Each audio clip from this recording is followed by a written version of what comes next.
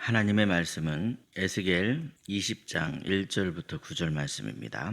말씀을 우리 함께 읽겠습니다. 일곱째 해 다섯째 달 열째 날에 이스라엘 장로 여러 사람이 여호와께 물으려고 와서 내 앞에 앉으니 여호와의 말씀이 내게 임하여 이르시되 인자야 이스라엘 장로들에게 말하여 이르라. 주 여호와께서 이렇게 말씀하셨느니라. 너희가 내게 물으려고 왔느냐? 내가 나의 목숨을 걸고 맹세하거니와 너희가 내게 묻기를 내가 용납하지 아니하리라. 주 여호와의 말씀이니라. 인자야 네가 그들을 심판하려느냐? 내가 그들을 심판하려느냐? 너는 그들에게 그들의 조상들의 가증한 일을 알게 하여 이르라. 주 여호와께서 이같이 말씀하셨느니라. 옛날에 내가 이스라엘을 택하고 야곱 집의 후예를 향하여 내 손을 들어 맹세하고 애굽 땅에서 그들에게 나타나 맹세하여 이르기를 나는 여호와 너희 하나님이라 하였노라.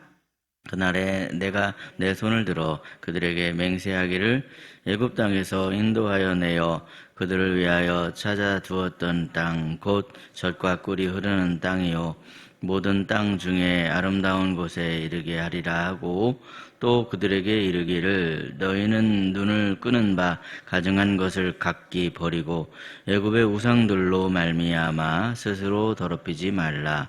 나는 여호와 너희 하나님이니라 하였으나 그들이 내게 반역하여 내 말을 즐겨 듣지 아니하고 그들의 눈을 끄는 바 가증한 것을 각기 버리지 아니하며 애굽의 우상들을 떠나지 아니하므로 내가 하기를 내가 애굽 땅에서 그들에게 나의 분노를 쏟으며 그들에게 진노를 이루리라 하였노라.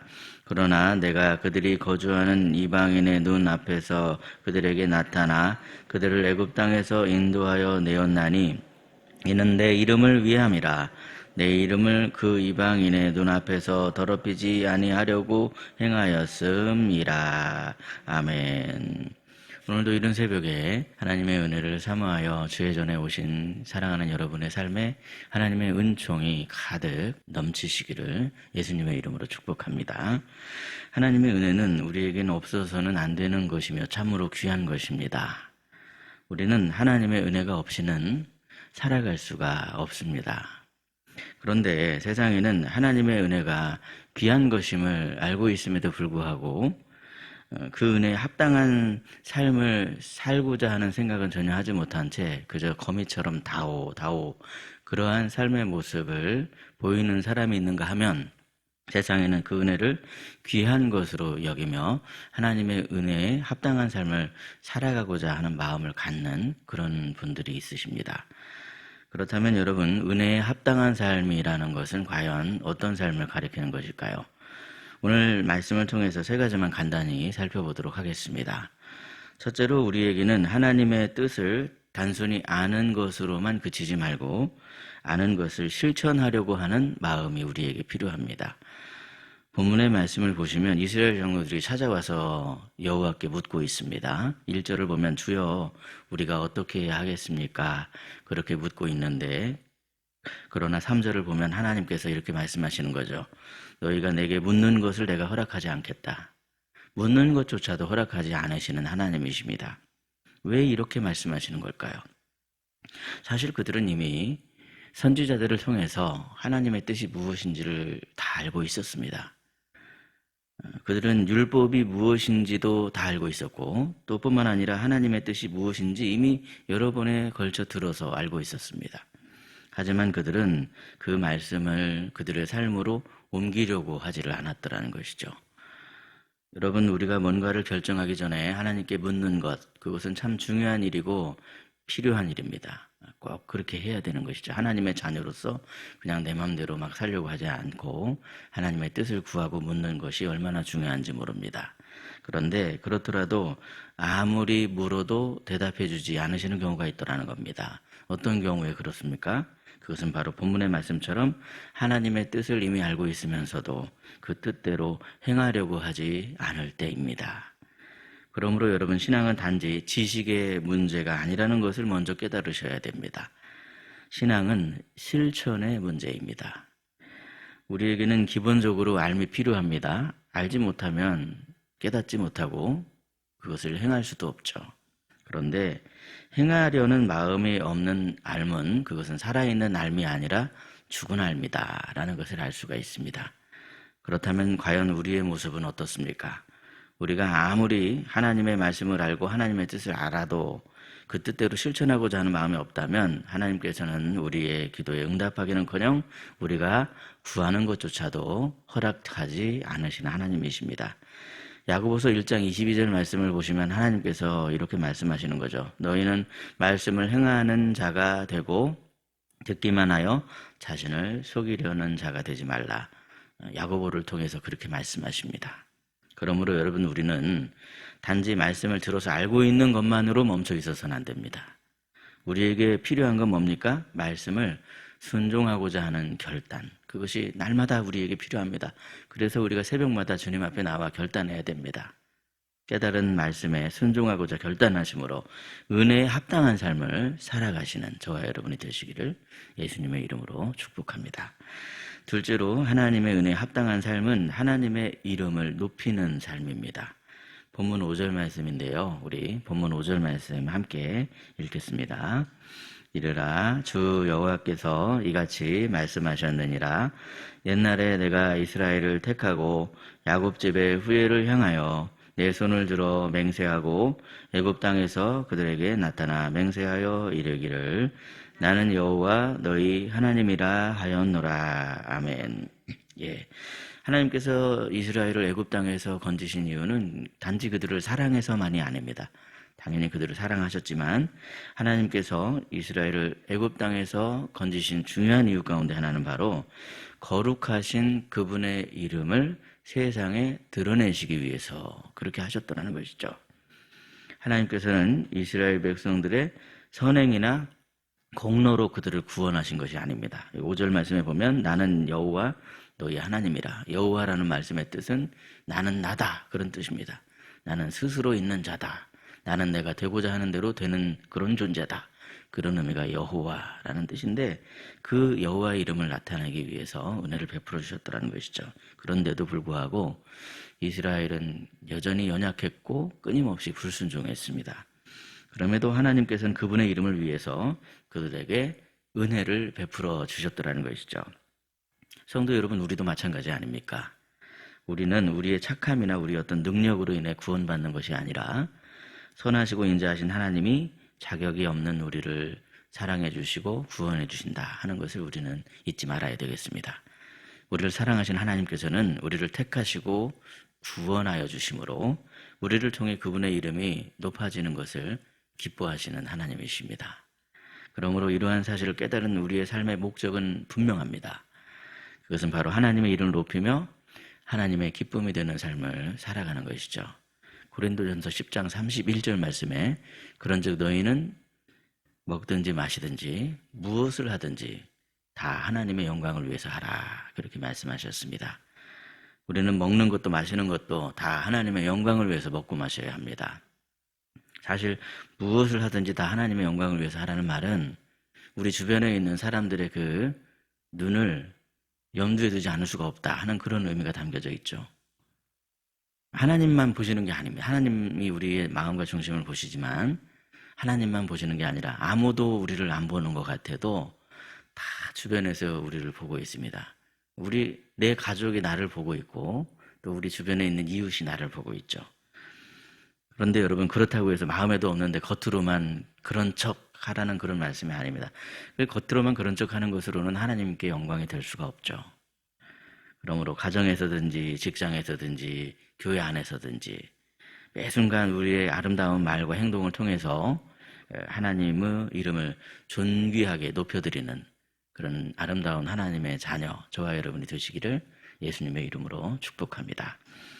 셋째로, 우리는 하나님께서 우리에게 자비를 베푸신 목적을 분명히 알아야 합니다. 하나님께서는 이스라엘 백성들을 애굽 땅에서 데리고 나오셨습니다. 하나님께서 이스라엘 백성들을 애굽 땅에서 데리고 나오신 이유는 이스라엘 백성들이 그 땅에서 노예로 살면서 크게 고통을 받고 있었던 것이기도 하지만 무엇보다도 애굽 땅은 우상 숭배를 삼고 있었던 이방인들이 살고 있었던 땅이었기 때문에 그랬습니다. 본문 9절 말씀인데요. 우리 본문 9절 말씀을 함께 읽도록 하겠습니다. 시작. 그러나 내가 그들이 거주하는 이방인의 눈앞에서 그들에게 나타나 그들을 애굽 땅에서 인도하여 내었나니 이는 내 이름을 위함이라. 내 이름을 그 이방인의 눈앞에서 더럽히지 아니하려고 행하였음이라. 아멘. 하나님께서는 자신의 이름이 우상 숭배를 일삼던 이방인들 가운데 더럽힘을 받지 않도록 그분의 자비로 그들을 붙드시고 그들을 거기서 이끌어 내셨습니다. 하나님께서는 이렇게 우상 숭배를 싫어하십니다. 하나님께서는 하나님의 형상대로 만든 사람이 한낱 사람이 만든 우상에게 절하며 우상을 막 신처럼 떠받드는 그런 모습을 아주 싫어하십니다. 그것은 무엇보다 우리가 하나님의 거룩하신 이름을 모독하는 그런 행동 아니겠습니까? 하나님의 형상대로 우리는 지음을 받았는데 한낱 사람이 만든 그런 우상을 신처럼 떠받들고 그렇게 숭배하면 그것은 하나님의 이름을 모독하는 행위다. 그런 말씀이죠. 그것은 여러분 지금 우리도 마찬가지입니다. 만일 하나님의 자녀인 우리가 우리에게 자비를 베풀어 주시고 구원하여 주신 그 하나님의 은혜를 망각한 채로 우상 숭배를 여전히 일삼고 있다면 그것은 무엇보다 우리 하나님의 거룩하신 이름을 모독하는 행동이다. 그런 것을 우리가 말씀을 통해 다시 한번 깨닫게 되죠. 여러분, 우리가 이번 명절에도 가정에서 가족들과 함께 예배를 드리셨겠지만 우리가 예배하며 경배해야 될 분은 오직 한 분, 하나님이십니다. 아무것도 아닌 것 같아도요, 하나님께 예배하는 그 모습이 바로 하나님의 거룩하신 이름을 높이며 하나님을 존중하며 영광 돌리는 하나님의 자녀된 모습이구나라는 것을 알 수 있죠. 특히 여러분, 가정에서 예배드리는 거 매우 중요한 일이지만 동시에 이것은 굉장히 영적인 일입니다. 그래서 방해가 엄청 많습니다. 방해가 많다. 가정에서 예배를 드리고 싶은데 드리고 싶어도 드리지 못하는 그런 경우가 얼마나 많은지요. 그 가운데 수많은 일들은 가만히 들여다보면 이것이 영적인 일이기 때문에 그래서 참 어려운 일이로구나 하는 것을 우리가 알게 되죠. 그것은 여러분 명절 때뿐만이 아니라 평소에도 우리 가정에서 예배 드리는 것도 마찬가지입니다. 예배 드리는 것 정말 중요합니다. 하나님이 그것을 원하시고 기뻐하시는 일입니다. 큰 은혜의 역사가 그냥 이루어지겠습니까, 여러분?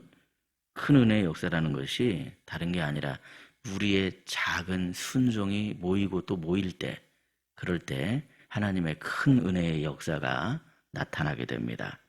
그러므로 지금 우리에게 필요한 건 뭐냐면 하나님의 뜻을 실천하고자 하는 그러한 결단입니다. 물론 지금 상황이 나는 예배 드리고 싶어도 절대로 우리 집에서 예배 드릴 수가 없어. 나만 이렇게 예수 믿고 나만 하나님 앞에 나와서 이렇게 예배 드리는데 어떻게 가정에서 예배를 드릴 수가 있겠어. 그런 마음에 드실 수 있겠지만 결단하셔야 됩니다. 결단하시고 우리도 나도 가정에서 예배 드릴 수 있는 그런 상황과 형편과 처지 하나님의 그러한 은혜를 저에게 부어 주옵소서. 그렇게 하나님 앞에 간구하며 또 실천하기로 결단할 때 실천하고자 하는 그러한 우리의 마음 가운데 하나님께서는 큰 은혜를 부어주시고 역사해 주신 하나님이십니다. 그러므로 여러분 오늘도 지금까지 우리에게 부어주신 그 하나님의 은혜를 기억하며 하나님의 뜻을 내가 실천하고자 결단하심으로 우리의 삶을 통하여서 하나님의 은혜에 바르게 응답하며 하나님께 영광을 돌리시는 저와 여러분의 복된 삶이 되시기를 예수님의 이름으로 축복합니다. 기도하겠습니다. 사랑이 많으신 하나님 아버지, 오늘도 하나님이 주시는 은혜로 살아가게 하시니 참으로 감사합니다. 하나님의 은혜가 아니면 우리는 숨을 쉴 수도 없고 이 자리에 나올 수도 없음을 주님 앞에 고백합니다. 그럼에도 때로는 저희들이 그 은혜를 당연하게 여기면서 하나님의 뜻을 알고도 순종하려고 하지 않았던 적이 있었음을 주님 앞에 고백하오니 주님, 이러한 저희들을 불쌍히 여기시고 용서하여 주시며 크신 은혜를 내려 주시옵소서. 하나님, 이 시간 하나님의 뜻을 실천하고자 다시금 저희들의 마음을 주님 앞에 내어놓습니다. 이제는 아는 것만으로 머물지 않게 하시고 삶을 통하여서 하나님의 뜻을 살아내는 복된 삶이 되게 하옵소서. 하나님께서는 우리의 작은 순종을 통해 크신 역사를 이루어 주심을 믿습니다. 매일의 일상 속에서 은혜에 합당한 삶을 살아가는 저희가 되게 하여 주시옵소서. 여전히 우상을 섬기며 자기의 욕망을 신처럼 떠받드는 그러한 세상 속에서도 오직 하나님 한 분만을 섬기며 하나님께만 예배하는 복된 삶이 되게 하옵소서. 우리의 예배를 통해 영광을 받아주시고 우리의 삶에 주님의 밝은 빛을 비춰주셔서 캄캄한 밤에도 실족함이 없게 하시고 모든 어둠을 물리쳐 주사 주님의 영광을 드러내어 주옵소서. 우리의 모든 생각과 말과 행동이 하나님께 영광되게 하시고 또 특별히 우리의 몸과 마음을 통해 하나님께 영광 돌리길 원하오니 주께서 우리의 몸과 마음을 주장하여 주사 강건함을 더하여 주시옵소서. 육신의 질고와 마음의 상처로 인해 큰 어려움 중에 있는 성도들, 연약한 성도에게 치료의 광선을 발해주시고 치유해 주시기를 원합니다. 혹시라도 마음의 상처가 있는 성도를 주님이 손 꼭 붙잡아 주시되 참된 위로와 평화가 임하게 하여 주시옵소서. 사랑의 주님, 이번에 희락교회에서 한 알의 밀 운동을 하고 있습니다. 저희가 한 영혼을 살리기 위해 땅에 떨어지는 것이나 나를 십자가에 못 박는 것을 감당할 수 있도록 주께서 복을 내려 주시옵소서. 오늘도 우리의 손을 붙잡아 주시는 주님, 이 시간 주님께 와서 엎드려 기도드릴 때 사랑의 음성을 듣는 귀한 시간이 되게 하여 주옵소서. 우리 구주 예수님의 이름으로 기도드리옵나이다. 아멘. 각자 기도하시겠습니다.